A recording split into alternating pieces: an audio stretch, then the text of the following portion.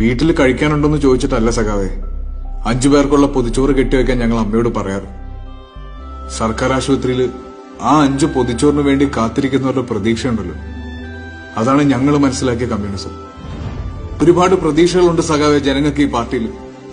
ഏതെങ്കിലും ഒരു ആശയത്തിന് ഇവിടെ ഒരു മാറ്റം കൊണ്ടുവരാൻ പറ്റുമെന്ന് അവർ ഉറച്ചു വിശ്വസിക്കുന്നുണ്ടെങ്കിൽ അത് ഈ പ്രസ്ഥാനത്തിനാണ്.